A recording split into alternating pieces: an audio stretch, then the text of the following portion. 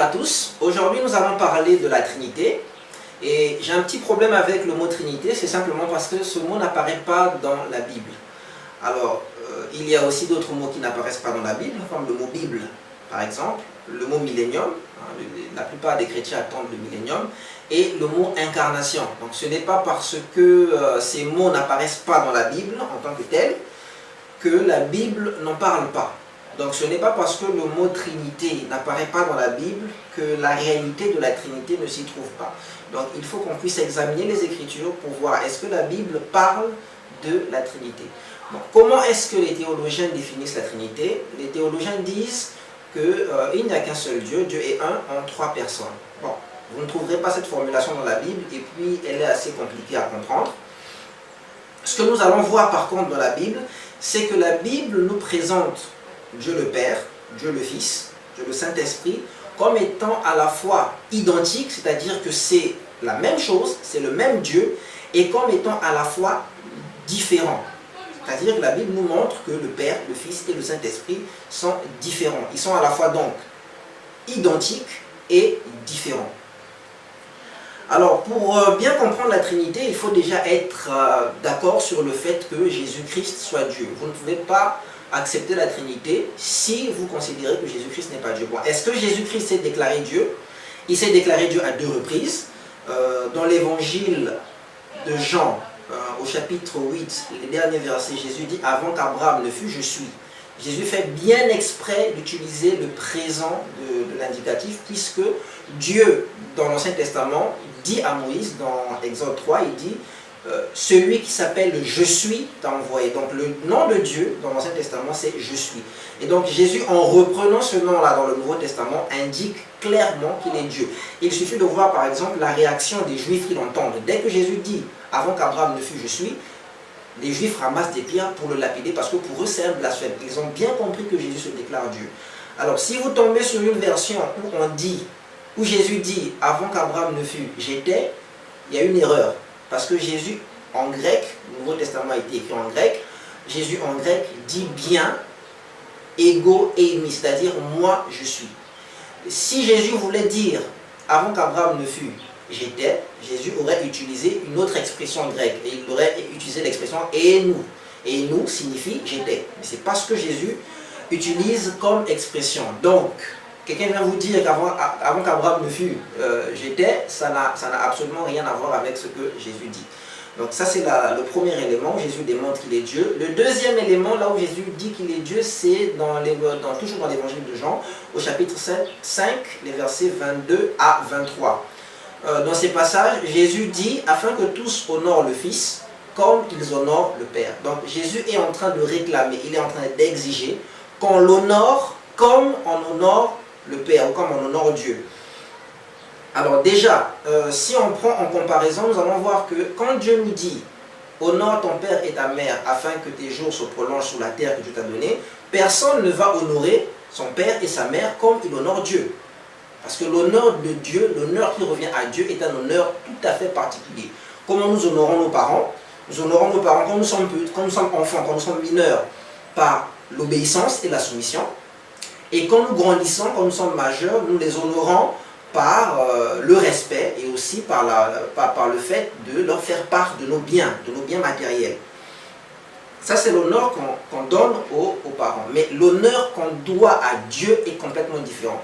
Comment honorer Dieu? Nous honorons Dieu en lui rendant un culte, en lui adressant des prières et en l'adorant simplement. Donc quand Jésus dit afin que tous honorent le Fils comme ils honorent le Père, c'est extrêmement grave comme déclaration et ça signifie en fait que Jésus veut qu'on lui rende un culte, qu'on lui adresse des prières et qu'on l'adore. Et vous allez voir que dans un certain nombre de versets, les apôtres vont adorer Jésus, vous allez voir les apôtres adresser à Jésus des prières, vous allez voir des disciples de toute première génération comme Étienne adresser à Jésus des prières, vous allez voir dans l'évangile de Luc, au dernier chapitre, les apôtres adoraient Jésus, clairement. Donc tous ces passages nous montrent en fait donc, que Jésus est bien Dieu. Alors donc, pour revenir à la question de la Trinité, la Bible nous montre donc que Jésus, qui est le Fils, le Père et le Saint-Esprit sont à la fois identiques et distincts. Alors, quels sont les versets qui montrent qu'ils sont identiques? On a par exemple dans Matthieu 28, le dernier chapitre, quand Jésus dit « Allez, faites de toutes les nations les disciples en les baptisant au nom du Père, du Fils et du Saint-Esprit ». Vous allez remarquer que le mot « nom » qui est utilisé est au singulier. Donc en fait, il n'y a qu'un seul nom. Il faut les baptiser au seul nom du Père, au seul nom du Fils et au seul nom du Saint-Esprit. Alors quand on regarde comment est-ce que les apôtres ont baptisé, ils ont baptisé au seul nom de Jésus-Christ. Donc, en conclusion, on comprend que le nom de Jésus, c'est à la fois le nom du Père, le nom du Fils et le nom du Saint-Esprit. Donc ça nous montre que le Père, le Fils et le Saint-Esprit sont identiques. Il y a un autre passage, là où Jésus dit par exemple à Jude, ça c'est dans l'évangile de Jean, il lui dit, ça fait, je vais vous lire le passage directement, histoire de... Voilà, c'est dans Jean au chapitre 14, verset 9, Jésus lui dit, « Il y a si longtemps que je suis avec vous, et tu ne m'as pas connu, Philippe, celui qui m'a vu a vu le Père. » Comment dis-tu, montre-nous le Père? Donc ici, Jésus s'identifie au Père. Il ne dit pas à Philippe, « Il y a si longtemps que je suis avec vous, et tu n'as pas connu le Père. » C'est pas ce qu'il dit. Il dit, « Il y a si longtemps que je suis avec vous, et tu ne m'as pas connu, moi. » Donc celui qui m'a vu a vu le Père. Donc ça, c'est encore un verset qui montre que Jésus et le Père sont identiques. Bon, alors il y a cet autre passage dans le Nouveau Testament où on nous dit que l'Esprit c'est le Seigneur. C'est dans 2 Corinthiens, je crois 2 Corinthiens chapitre 12, où l'apôtre Paul nous dit l'Esprit c'est le Seigneur, sans préciser s'il s'agit de Jésus-Christ ou s'il s'agit de Dieu le Père. Donc, maintenant que nous avons vu ces versets qui nous montrent que le Père, le Fils et le Saint-Esprit sont identiques, il y a aussi des passages qui nous montrent clairement que le Père, le Fils et le Saint-Esprit sont différents. On va d'abord regarder la distinction qu'il y a entre le Père et le Fils. La distinction qu'il y a entre le Père et le Fils nous est donnée par un autre verset que nous avons dans l'évangile de Jean. Dans l'évangile de Jean, au chapitre 8, les versets 17 à 18. Ça, c'est Jésus qui parle. « Il est écrit dans votre loi que le témoignage de 2 hommes est vrai. Je rends témoignage de moi-même, et le Père qui m'a envoyé rend témoignage de moi. » Ce verset n'a aucun sens si Jésus et le Père sont confondus. S'ils sont strictement identiques, sans aucune distinction entre eux, ce verset n'a aucun sens, puisque Jésus s'appuie sur une loi qui dit qu'il faut le témoignage de 2 personnes différentes, de 2 hommes, de 2 personnes différentes pour que quelque chose soit vrai. Donc, en se basant sur cette loi-là, Jésus montre par là qu'il est différent, qu'il est distinct du Père. Alors, l'autre passage qui montre en fait qu'il y a une distinction entre le Père et Jésus-Christ, c'est quand Jésus est sur la croix et il dit « Mon Dieu, pourquoi m'as-tu abandonné ?» Ce n'est pas possible si Jésus et le Père se confondent. Si c'est strictement la même personne, ce verset-là n'a aucun sens. Parce qu'il n'est pas possible que le Père abandonne le Fils s'ils se confondent. Ce n'est pas possible. Et ça déjà, ça met à mal cette doctrine qu'on appelle le modalisme, qui dit que le Père, le Fils et le Saint-Esprit, ce sont seulement des modes, ce sont seulement des fonctionnements. Quand une fonction se sépare d'une personne, cette fonction cesse d'exister. Si vous prenez le roi, un roi est à la fois père de famille, il est à la fois chef de l'État, et il est à la fois époux, il est à la fois marié. Si vous lui retirez son titre de chef de l'État, ben, il n'y aura plus de chef de l'État, simplement. Parce que c'est une fonction que vous lui retirez.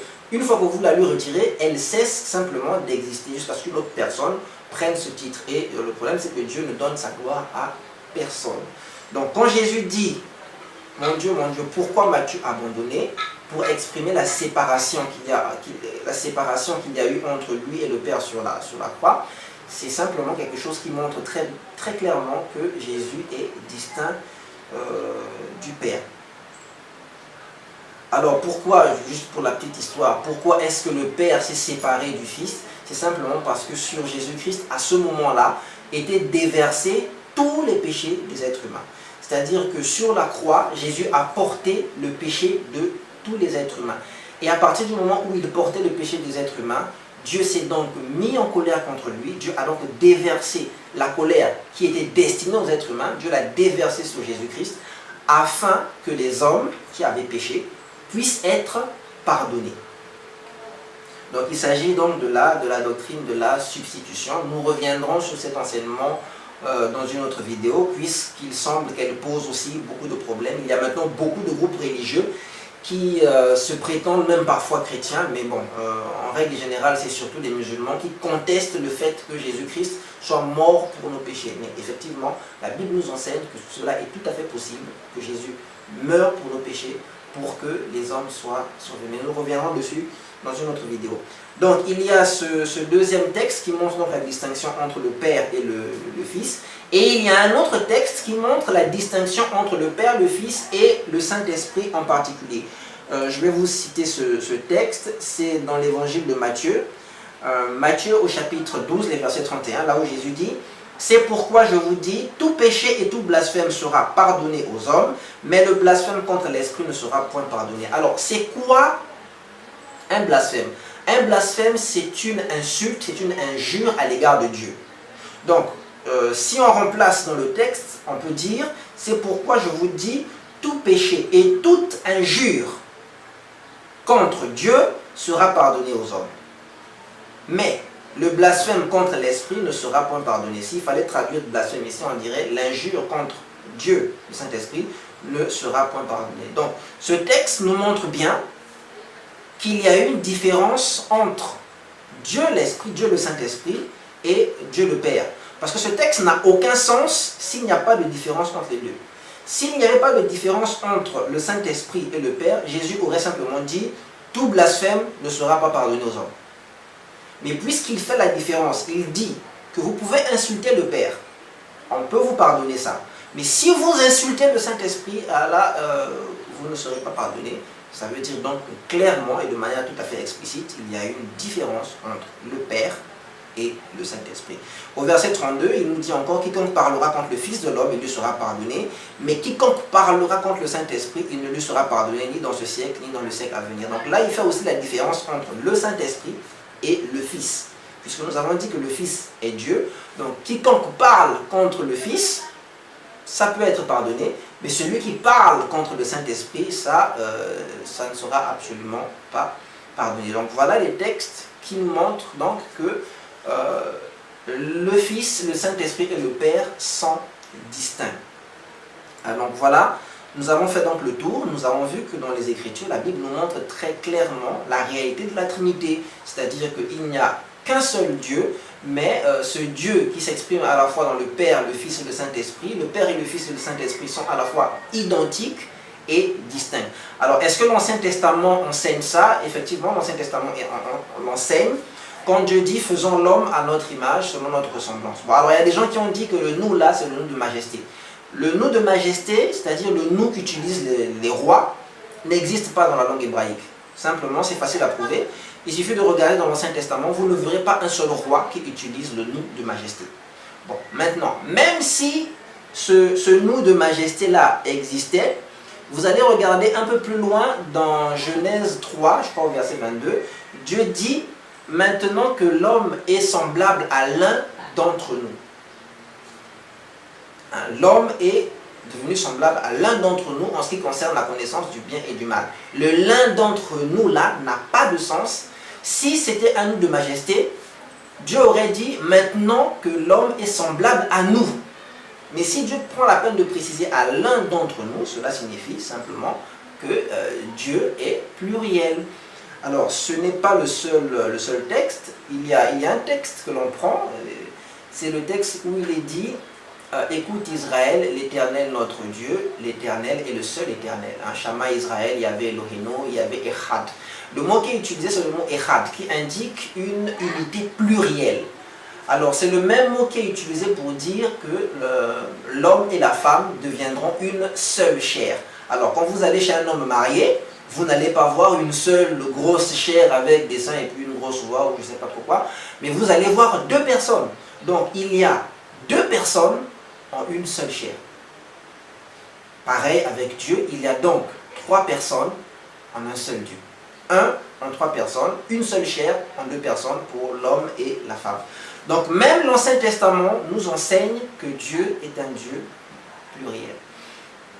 Donc voilà pour ce qui concerne la Trinité, vous avez tout ce qui vous concerne. En tout cas, j'interpellerai toutes les personnes qui refusent, qui rejettent cette doctrine. Elle est tout à fait biblique. Et lorsque vous décidez de rejeter un attribut de Dieu ou de rejeter un enseignement qui concerne Dieu, simplement parce que ça ne vous arrange pas, à l'instant même, vous vous fabriquez un faux Dieu. Vous fabriquez un Dieu qui n'existe que dans votre tête et vous devenez ce qu'on appelle un idolâtre. C'est pourquoi, en général, les personnes qui ont du mal avec la Trinité, ce sont des personnes qui manifestent difficilement le fruit d'une véritable conversion parce que simplement, ils croient en un Dieu qui n'existe pas. Dieu est un en trois personnes. C'est vraiment la réalité que nous présente la Bible. Nous l'avons vu, le Père, le Fils et le Saint-Esprit sont à la fois identiques et distincts. Si le Dieu que vous priez, le Dieu que vous enseignez ne correspond pas à cette réalité biblique-là, sachez simplement que vous enseignez, vous prêchez un Dieu qui n'a rien à voir avec le Dieu des Écritures. Vous êtes donc ce qu'on appelle un idolâtre. Donc voilà, que le Seigneur vous bénisse et j'espère vous retrouver lors de prochaines vidéos.